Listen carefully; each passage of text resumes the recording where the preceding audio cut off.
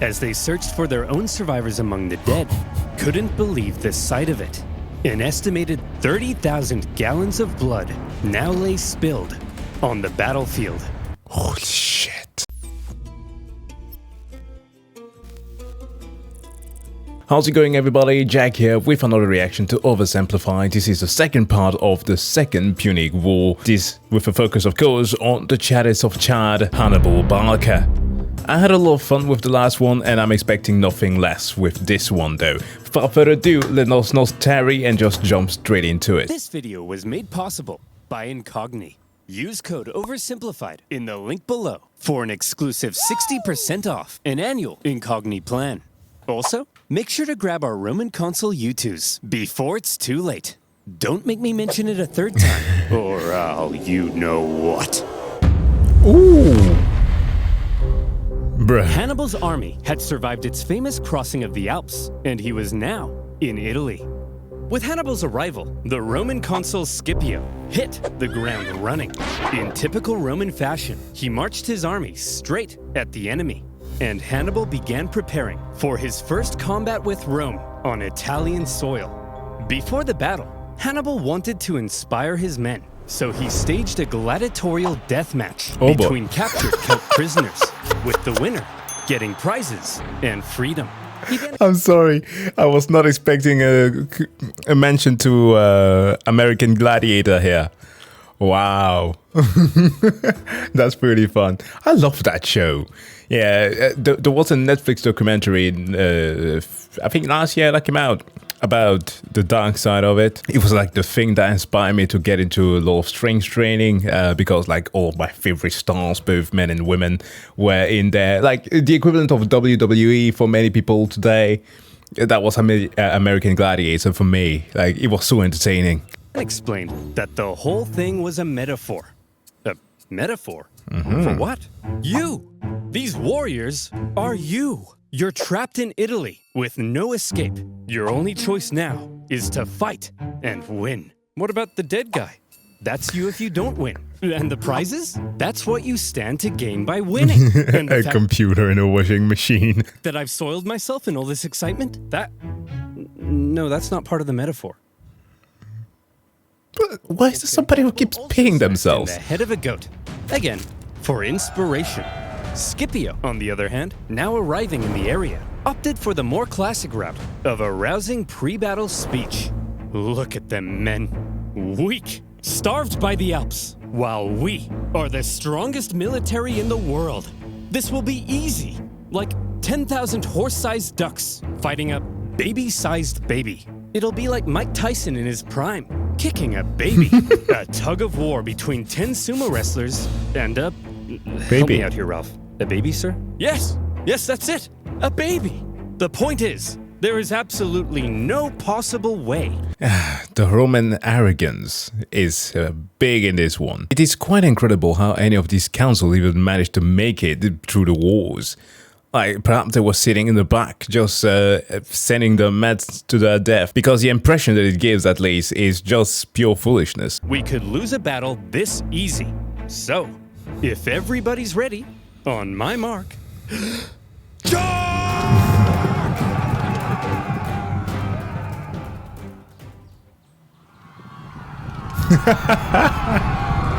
Whoa! The Battle of Ticinus was over almost as soon as it had begun, as the Romans found themselves completely outmatched by Hannibal's famed lightning-fast Numidian cavalry, Jesus. a key element in Hannibal's devastating double envelopment tactics. Ah, I see. My dude was a... Oh god, I was about to say laying the groundwork to the Blitzkrieg. No, but seriously, knowing how to maneuver and quite perfectly place your cavalry has proven to be extremely good throughout history. In warfare, that is. Scipio was wounded. Thankfully, according to some ancient writers, his handsome 17-year-old son, Scipio the Younger, saw his father fall. Scipio the Younger supposedly saved his father, and in the process, earned himself a lot of daddy's kisses. The Romans ended up fleeing the area, destroying the bridge behind them as they went. For a nation so overtly confident in victory, believing Hannibal to be an easy kill, the Romans found themselves running away with their tail between their legs. Unlike the attention to detail there in the animation with, let me go back, the velate helmet right here. At least, yeah, I think that's what I called.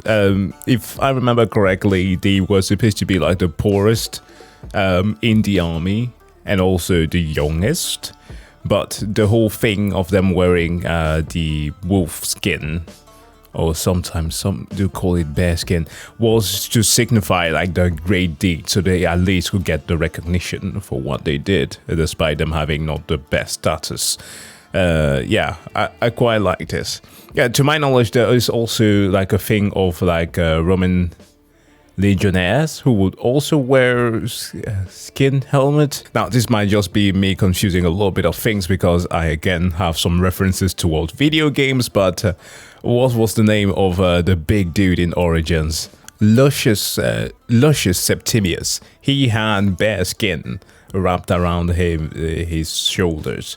So those were also a signifier for a certain status within the army. So that's as far as I remember. The Romans found themselves running away with their tail between their legs. It was humiliating. And you know who thought so as well? The Celts. They began flocking to Hannibal's side, just as he'd hoped. Even Celtic troops fighting for Rome in the Roman camp began to reconsider. Man, I'm thinking we should try to join Hannibal. I hear you. Maybe we should bring him a gift. What do you think he'd like? Roman heads?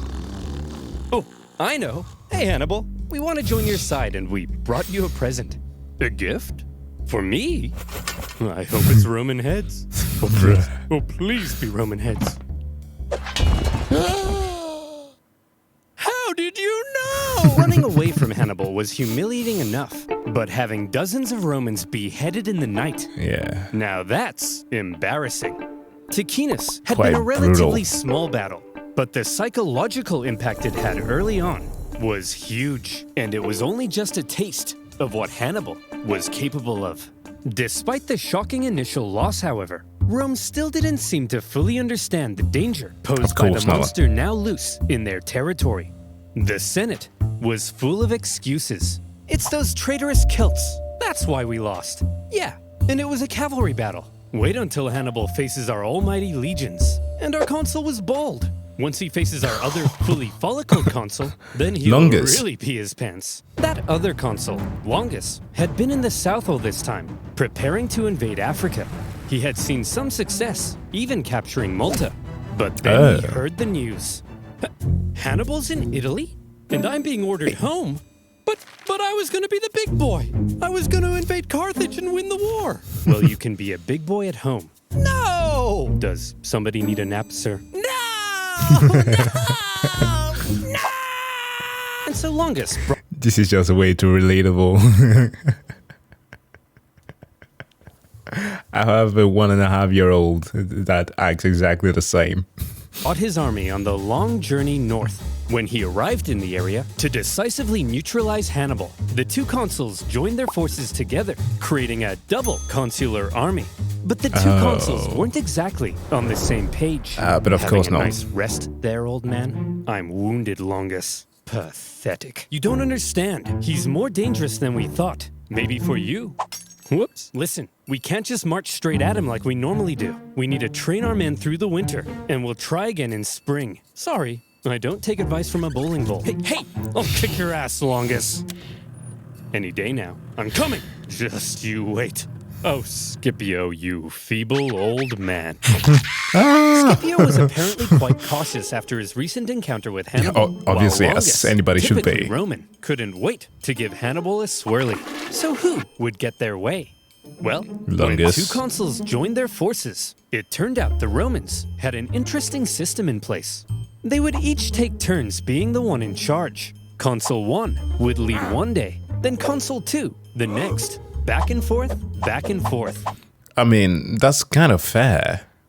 Also, I just think that it's a great system to implement when you need to keep logs of things correctly. Like, you know exactly who did what at what time.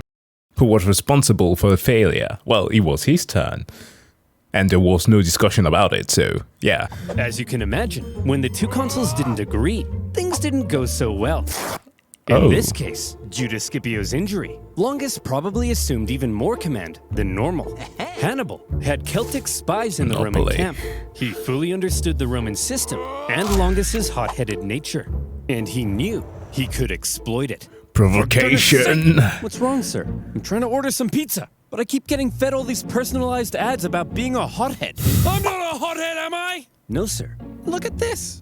If only you used Who would buy butt insurance? NordVPN. Yeah, that sounds really stupid. Sir, it seems like a lot of data brokers have collected data on you. They could sell that data to Hannibal. What? But don't worry, because you can get rid of that data with today's wonderful sponsor, Incogni. Okay, sorry, was completely off there. Obviously, he mentioned that in the beginning of the video. It would have been hilarious though, just the Roman just pulling out his helmet and just revealing NordVPN underneath. I've been getting at you for some time to protect your personal data online. But you're a nimwit, aren't you? You didn't do it, did you? Typical. And now would you look at that? Tons of data brokers have collected a heck of a lot of your personal data and might sell it to third parties like advertisers or insurance companies with... Like, this is one of the worst things about being a content creator, that now, obviously I have a different mail than my personal one, yet still, I get bombarded with these things every single day. Because they want to sell you data under the pretext that it's going to help you or something. It's really bad. Without you even knowing. Ever wonder where Sally from the Butt Insurance Company got your name, number, address, social security number, and favorite color from? Probably a dirty data broker. We could painstakingly contact the hundreds of brokers that have our data and politely ask them to delete it. That process would only take the average human about 3,000 years. Ooh. And that's why you need Incogni. I was shocked to find how many data brokers Incogni had tracked, potentially selling my data. But all I had to do was create an Incogni account, give them permission to work on my behalf. Yeah, I'm always using a VPN. And let them do all the hard work for me. And since these... Now, I do know that some that are a little bit more tech-savvy may comment on my comment on VPNs, because, yes, let's not bring some fear-mongering in there. They do work as long as they work. Like, it depends on what level of trust you have to the service. And, of course, knowing that by nature, a lot of your data is already encrypted in the websites. So sometimes the VPN actually just slow down your internet, and yeah, sure, it allows you to bypass a lot of IPS, right? At least securing your IPS to a certain degree. But you can literally secure your DNS, which are the more important things, through clicking on your browser. That can be done within a minute. My point with this is just that beware of your internet usage and try to read a little bit about your browser and see what you can do manually first before you invest in a program. Data brokers don't stop there. Incogni will continuously work to keep my data safe with an annual plan. Or service. So if you want to protect your personal data too, go to incogni.com/oversimplified to get an exclusive 60% off an annual Incogni plan. That's incogni.com/oversimplified. And as always, you'll be supporting my channel. So thank you. Now, where were we? Oh yeah. Roman heads, a double consular army, and a hothead. Hannibal needed to keep smashing the Romans in battle in order to maintain the loyalty of the Celts. And so he was eager to fight another battle. The combined Roman force possibly outnumbered him, so he carefully crafted a clever trap, and he made sure to spring it while Longus was still in charge. Of course. The plan began with his army getting an early night's sleep. All right, boys, time for lights out. Aww. Sorry, but we got a big day ahead of us. Tomorrow, we're gonna massacre the Romans. Good night, boys. Dream of revenge. Gorzog.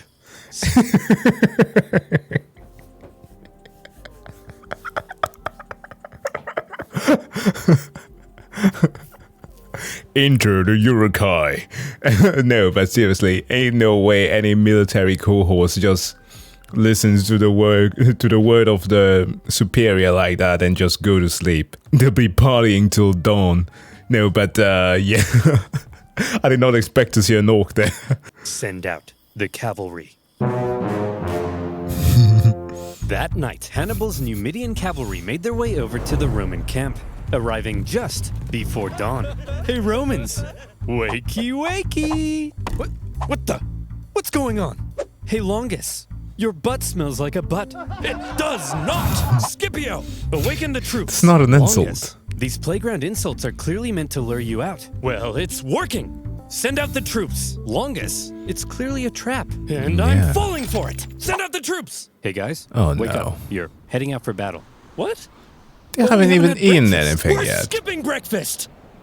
I don't think you can do that. As the Romans hurried out of camp, the Numidians began luring them back to the Carthaginian camp, where these gentle angels were just awakening from their slumber. Eat up, boys. We're having pancakes. While the Carthaginians were enjoying their hearty breakfast, the starving Romans were still on their way. Hurry up! We have to catch those Numidians. Hey, why have you stopped marching? Longus, there's a freezing river in front of us. Oh boy, that's gonna suck. Are we going to see a lot of now what are they called? The Gallic Wars.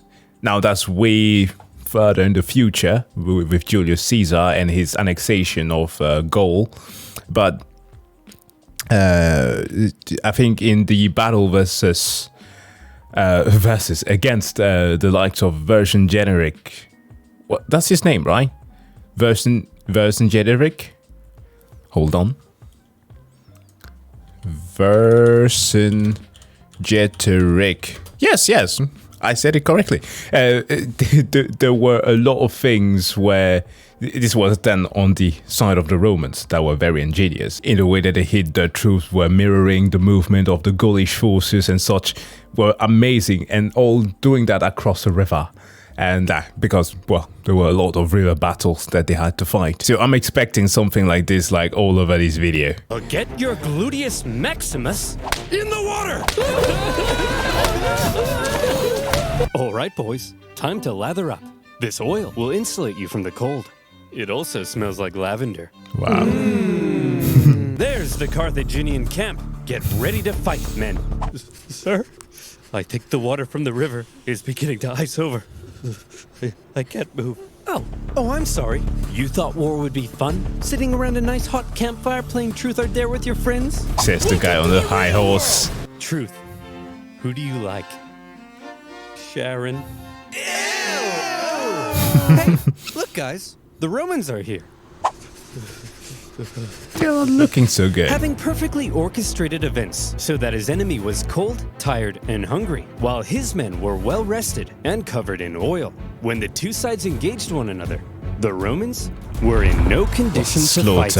And the cherry on top, the previous night, Hannibal had sent out an elite force of men led by his brother to go and hide behind a bush. They suddenly sprung out, encircling the exhausted Romans, same tactic who were then almost. cut to pieces. Once again, Hannibal's superior cavalry and double envelopment tactics had flummoxed the Romans. But the key word at Trebia was control. Hannibal used his intel on the enemy and the environment of the battlefield to carefully control the conditions of battle, creating lots of little advantages for himself that paved the way to success. Yo, that's why recon is always super important. And also spies. Toward every single wars, like of every aspect, whether they're military or civilians. Having the right intel is always to your benefit. Like one of the craziest example of this that I learned about some few years ago was that of it is denied that she actually partook in this, but Coco Chanel, you know, from the perfume brand, and so much more, of course. But she was allegedly a Nazi spy who would provide a lot of intel for, well, the Wehrmacht. And concealing troops for an ambush? All of these things are what make Hannibal the genius he's remembered as today. As for Longus, he managed to escape the battlefield with a small number of troops, disgraced, he didn't want the Senate to find out what had happened. Oh, and no. he began obscuring communications back to Rome. Longus, What did he do? where have you been? We've been looking for you. Nowhere in particular. Longus, 30,000 men are missing. Do you know where they are? They're taking a bath. Under the rug. 30,000 men? All in a bath? Yes. Longus, what's under that rug? Aurora Borealis? Aurora Borealis? Look at that's my that. consulship over. I'm done. Good luck with Hannibal. Bye. Trebia Back to had been Africa. a disaster for the Romans. And as even more Celts began flocking to Hannibal, Rome largely lost its control over Cisalpine Gaul. In Rome, complacency turned to alarm. Hannibal had outwitted them on their own soil and inflicted a costly defeat. But with that, Scipio and Longus's terms as consul were over. Get They wrecked. were replaced with two new consuls, Servilius and Flaminius. The Romans may now have begun to realize the trouble they were in and the genius Hannibal had shown in invading Italy. The Romans had expected to be the ones controlling this war. Remember, they thought they were going to invade Carthage. Now their plans lay in ruins, and they were levying 11 new legions to deal with the threat. Hannibal had completely redefined the war. Yo, Rome had a lot of men. Like, what was the consistency? At least, what was a legion composed of again? That moment when you realize that a century is not 100 people, but actually 80.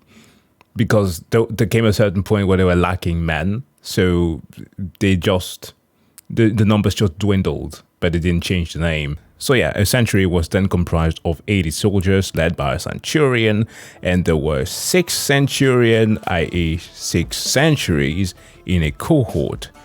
And how many cohort was a legion comprised of? I think 10 to more than that, obviously, but at least I think it was a minimum of 10 with the formations. So 10 cohorts making a legion, as of course with the cavalry and everything else in between. That's a lot of men. we're talking like an average of like 4,000 to 5,000 men within a legion, and possibly more. Yeah, these guys were just wasting bodies. So it's not that surprising to see like 20 to 30,000 men being lost in a battle like that. But Hannibal had a little problem of his own. Things had gone well so far, but the Celts were notoriously fickle, and Hannibal needed to ensure he maintained their alliance and his base of support in Italy. Okay. Any Celts he captured fighting for Rome, he treated extremely well and allowed them to return to their homes. But the longer he hung around in their territory, eating all their food and leaving beard trimmings in their sinks, the more resentful they may become. They wanted to go south and plunder some Roman booty, and Hannibal also hoped to sway Rome's other Italian allies in the south to his side. So from here, the path was clear. Hannibal had to move south. Just one problem. There were 2 main routes Hannibal could take to move south. The Alpines. And wouldn't you know it, that's exactly where the 2 new Roman consuls had taken fortified positions. If Hannibal tried to move on them, he'd be fighting from a disadvantaged position and could be bottled in. There is a third option. Ooh, tell me. We could move through this vast impassable marshland flooded with dirty, stinky, disease-infested water that at times would come up to our necks. But there's no way we would attempt that, right? I mean, That'd be crazy. they were literally the ones who crossed the Alps. But to be fair though, one thing is to survive the cold, another one is to survive diseases. Right? He's taking the third option. Hannibal's 4-day trek across the Arno marshlands was hell on earth. Oh. Almost as crazy as when he crossed the Alps. Imagine 3 full days, unable to sit or lie down, because there's nowhere to sit or lie down. Meaning 4 full days without sleep, slugging through heavy mud. You contract cholera, your foot falls off, and Jim Bob directly in front of you won't stop pooping in your path. Literally In fact, everybody doing that. Everybody's pooping in your path. Some delirious, sleepless men would see clumps of mud and say, man, I could just sink into that. And then they would. No. When pack animals died, it gave nearby men a chance to Until it rest, sank. but only for a few moments before they were whipped back into line. Even Hannibal himself couldn't escape the torture of it. Hey, Hannibal, if we see a Starbucks, can we stop? I need to take a leak. Oh, dude's got an eye infection. That's not good. That is really not good. Because it's not just like about vision impairment. Anything that targets your face, when it comes to diseases, especially like lingering infections, targets the brain as well. Without the brain, you are set for failure. What? Geez, Hannibal. Looks like you picked up a nasty eye infection. Normally for this sort of thing, we just wash it out with some clean water. But as you can see, water everywhere, but it's full of Jim Bob's poop. No worries, Doc. I'll just take care of it myself. What a mad lad. That explains the eye patch. That'll be $3,000. When the now possibly one-eyed Hannibal and his army emerged from the swamp, they were shattered. But he had just managed to slip 50,000 men right past the Romans into rich Etrurian lands, where he could replenish his supplies, and his Celt allies could go crazy, securing Roman loot and booty. As fields and villages went up in flames, one Roman consul couldn't help but notice the hot-headed Flaminius, feeling it was his responsibility to protect these lands, rather than waiting for his co-consul to come join him, immediately left to go chase Hannibal. No. Now, this Flaminius was an interesting character. He was what the Romans called a new man. He came from the lower plebeian classes of Roman society, and as a result, he reportedly had kind of a screw-you attitude to the establishment. Also had and to prove himself, a big old arrogant chip on his shoulder. Picture Sid Vicious wearing a toga. That's Flaminius. And Hannibal, thanks to his spies, knew everything. Just as with Longus, Hannibal knew Flaminius was just the kind of man he could lure into a trap. Hannibal led Flaminius to the entrance of a narrow pass along the north shore of Lake Trasimene. Flaminius watched as Hannibal's army entered the pass. I've done it. I've spotted the enemy. Sir? That big follow us sign seems kind of like they're trying to lure you in. Yes, Gareth, and I'm taking the bait. Sir, this really seems like a trap. Yes, and I'm Gareth, falling for it. And I'm falling for it. Daylight was fading, so for now, the Romans set up camp. The two armies encamped across the lake from one another, and night fell over the two camps. In the morning, Flaminius would catch up to Hannibal, and he would be the hero of Rome. For now, the Romans got nice and comfy in their beds. Oh, Good no. night, Flaminius. Good night, Rome. Good evening, Hannibal. Night vision. During the night, Hannibal ordered total stealth. History repeating itself. As tens of thousands of troops Yeah, it's literally like the Gallic tactic. scaled the wooded hills above the pass, And then they're gonna hide in the woods, aren't they? completely undetected by Rome's scouts.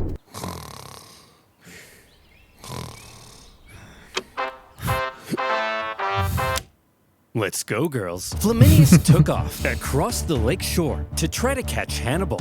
As he did, even the weather seemed to be on Hannibal's side.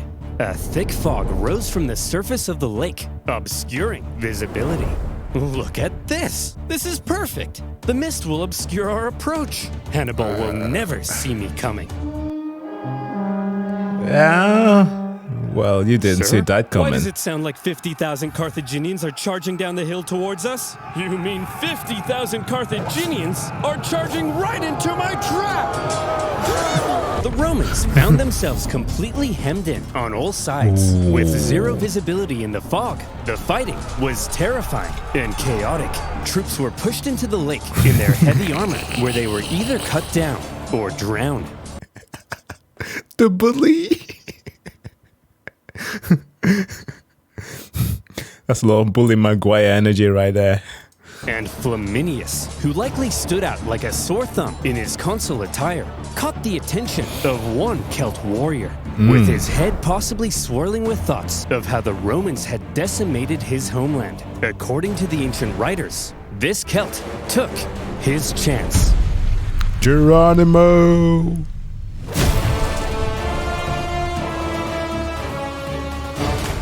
In the 3-hour-long massacre, 15,000 Romans were killed and an equal number captured. An entire army completely wiped out, along with their consul. During the battle, the Roman vanguard had managed to break through at the front and climbed the hill above the fog. When the mist cleared, what they saw was a blood-red lake and a sea of Roman bodies. Yikes, dude. Worse yet, when the other consuls sent cavalry to try to aid Flaminius's doomed legions, they too were caught and defeated. A double disaster.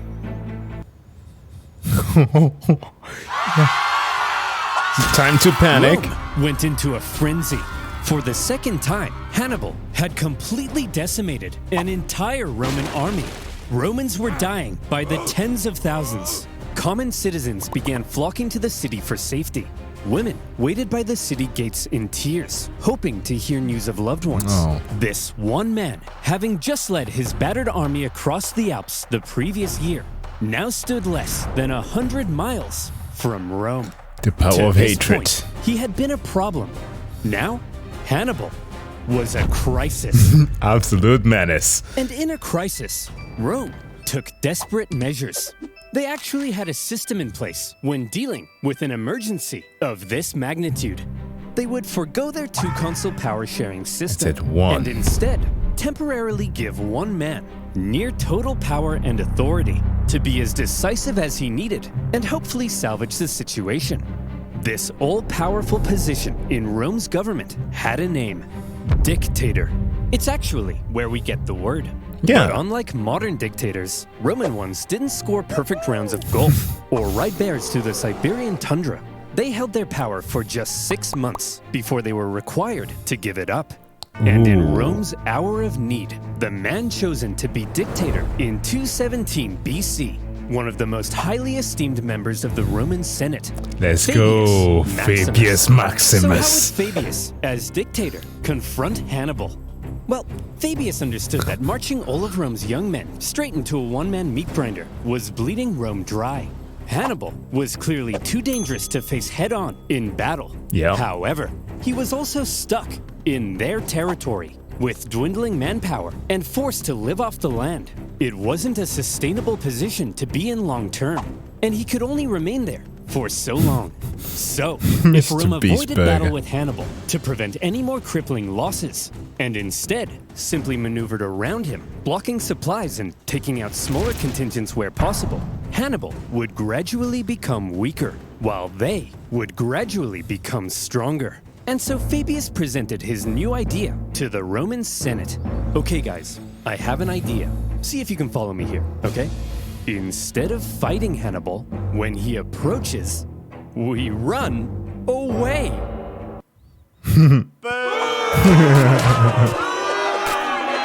Fabius's strategy couldn't have been any less Roman. Romans were meant to march headfirst into battle, not run away from it. It seemed cowardly, and Fabius was extremely unpopular. At this point, Hannibal was continuing south. He had to stay on the move to keep his army fed, and he was still aiming to undermine Rome's alliances in the south. As he went, in a calculated display of aggression, he devastated the Roman countryside and killed many Romans, all in plain sight of Fabius and his army. We're just gonna stand here? Yes. Yep.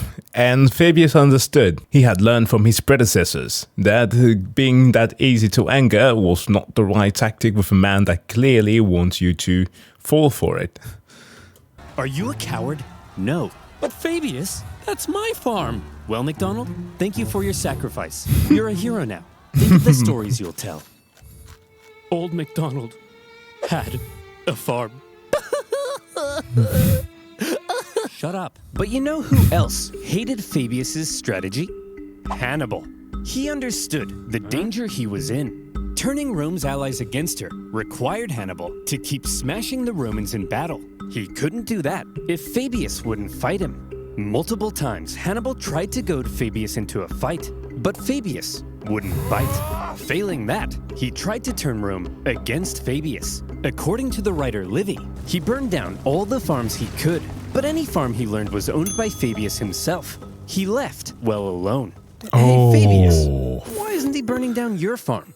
You got some sort of a secret deal with him? What? Of course not. Hey, Hannibal! What? Burn my farm too, please! What? Burn my farm too, please! No! Remember our secret deal! Well, you gotta admit, he's a genius. Hannibal's problem, however, was that he had to stay on the move to keep supplying his army from the local lands. At one point, he entered Campania, one of the richest regions of Italy. Great for resupplying, and great for showing up Fabius in front of Rome's South Italian allies. But he was caught in a valley, and Fabius quickly moved to block his escapes. We've got him! After he's used up all the valley's supplies, he'll starve. Sir? What are all those lights leaving the valley? Is he trying to escape? Lights in plain view. Well, that's a trap if I've ever seen one. And we're falling! Suspecting a trap, Fabius refused to budge. But other Romans in the valley rushed to confront Hannibal, only to find the Carthaginian army was actually just a herd of oxen with torches tied to their heads. That's cool. They then found themselves caught in an ambush. With the Romans distracted, Hannibal's army was able to slip away into the night, unopposed. Classic Hannibal. For all his inaction, sneaky. The dissatisfied Romans mockingly dubbed him Fabius, the Delayer. But the thing is, Fabius's strategy was probably the best thing he could have done. Yeah. He was right that constant encounters with Hannibal were bleeding Rome dry, and the time he took allowed Rome some breathing room to recover their forces when they desperately needed to, while putting Hannibal into an increasingly more difficult position. Modern historians view Fabius's strategy as generally a good idea. Yeah. To this day, the act of not engaging an enemy, but instead gradually wearing them down, is still referred to as the Fabian strategy. Exactly. Can you imagine historians at the time or writers like Livy recording history and then passing it on to the populace and then them being like, you know what, this Fabius guy, total dick. Just them seeing us in the future being like, well, he was right. He was an absolute Chad. He knew what to do. He saved your asses. But when Fabius's term finally came to an end, the Senate couldn't have been happier. It was time to start fighting again. However, they probably had a little chat about how they were going to go about it. See, Hannibal's tactics up until now had been very sneaky. Or, if you're a Roman, you might say dishonorable. I'm sick of it! Every time we try to take this guy down, we march straight at him. But then, oh no! Hannibal's hiding in a bush. Hannibal's got 30,000 men up a tree. Like his dad. At this point, I'm not convinced my wife isn't just Hannibal wearing a disguise. Look, this time, we obviously have to switch something up. Now granted, we're Roman, so we're gonna march straight at him without thinking. That can't be helped. It's in our blood. But I have a proposition. This time, when we march straight at him, we do it with a massive army. I'm talking like 80,000 men. It won't matter what kind of shenanigans he pulls. He can hide in all the bushes he wants. There's no way he can possibly beat off 80,000 men. No.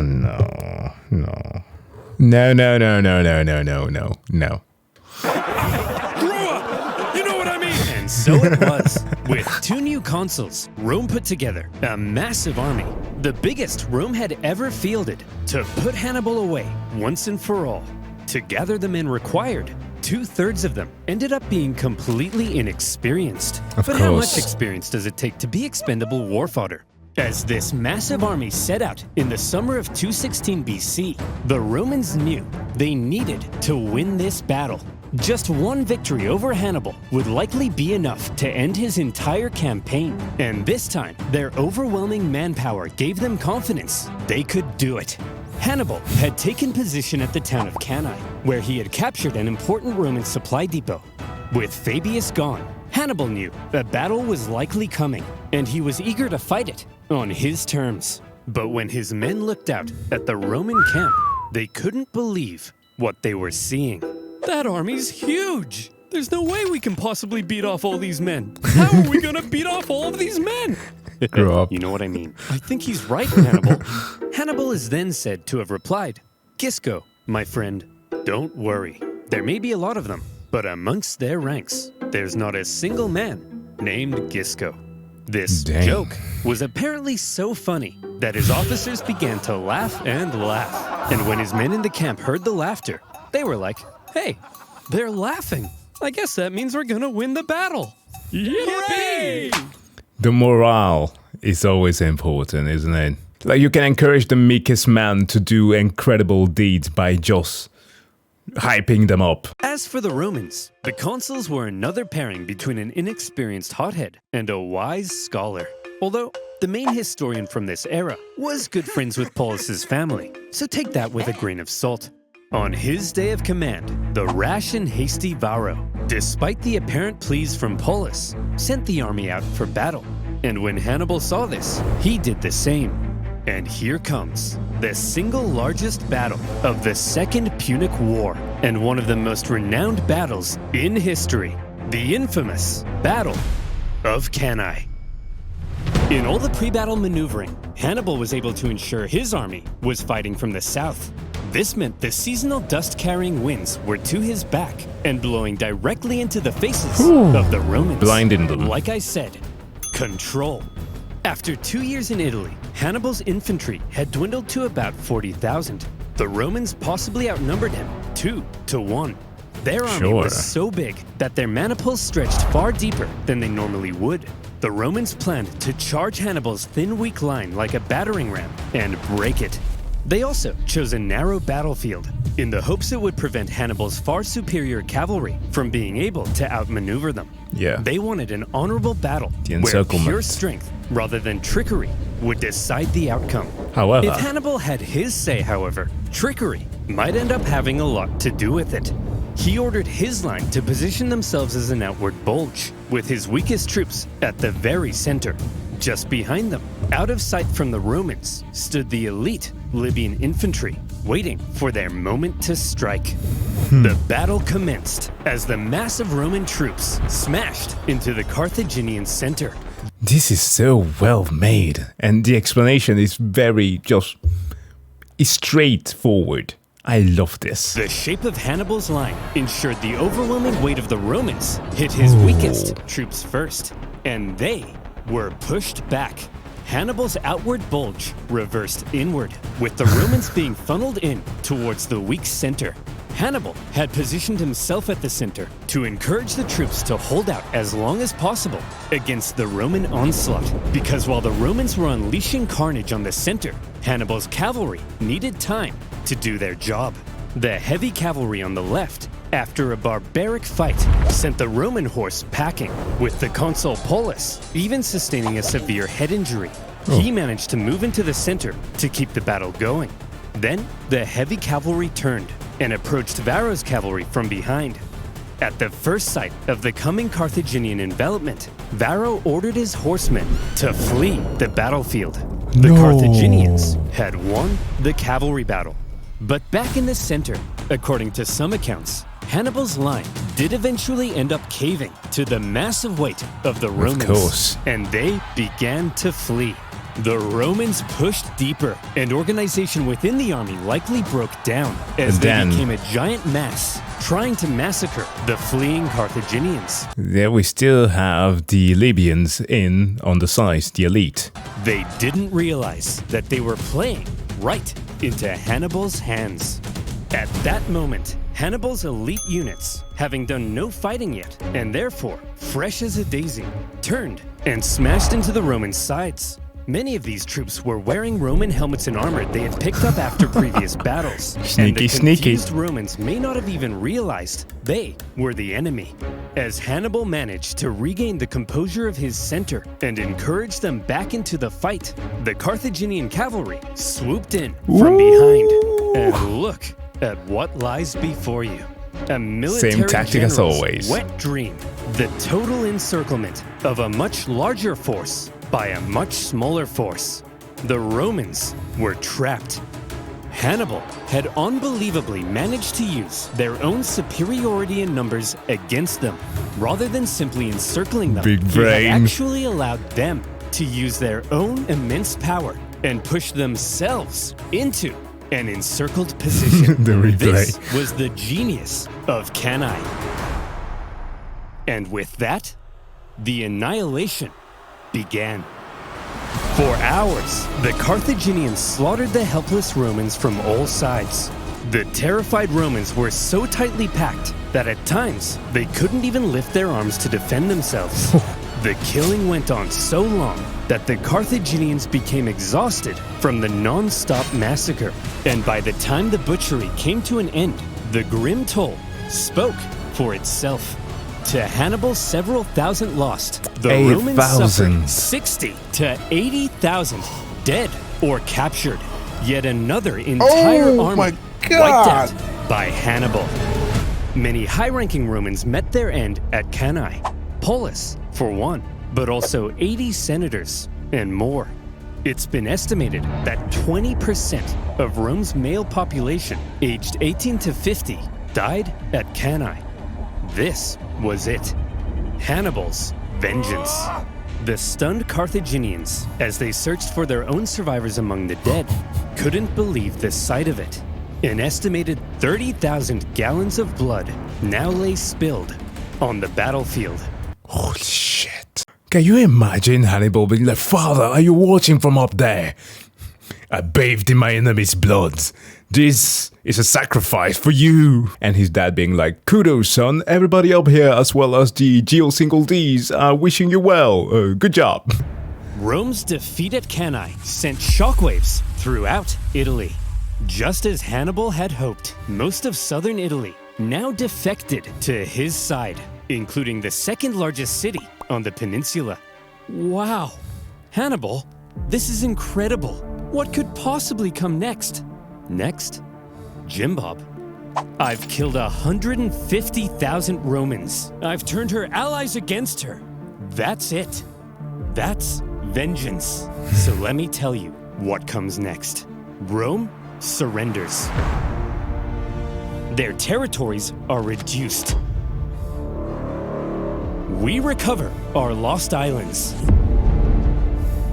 And Carthage dominates the Mediterranean Once again. But sir, what if they don't surrender? Jim Bob, did you miss what just happened? Of course they're gonna surrender. No. This is the part that he forgot. Romans don't do that. Just like you, they have a tenacity that is unbelievable. Throughout his campaign, Hannibal had shown himself to be very adept at reading the Roman mind. But if he now thought that Rome might surrender, it was the first time he severely underestimated them. And he was about to discover an extremely inconvenient fact about Rome. Rome never surrenders. At a Roman survivors' camp near Cannae, one young officer overheard some troops discussing how they would flee Rome. Drawing his sword, he threatened to cut down any man that would abandon Rome in its hour of need. Oh shit. That officer was Scipio the Younger. Africanus. But soon enough, the Romans would come to call him Scipio Africanus, the hero of Rome. Oh, god damn. See, Netflix takes note, okay? You're releasing some half-baked frigging documentary. It's not even a documentary. It has a bunch of historical inaccuracies in there. But a series about Rome that, to my opinion, is quite inferior to this. Now, obviously, I'm a bit more biased towards the underdog in comparison to a multi-billion-dollar company. But Netflix could do better and they have no excuse. But guys, thank you so much for checking out this video. This was amazing. I can't wait for part 3. And of course, please do make sure to go and subscribe and like this very video to help this go further into the algorithm. I know that you might not need it, but still good etiquette. Thank you so much for watching. And of course, I wish you all to have a wonderful day. See you guys in the next one. Bye.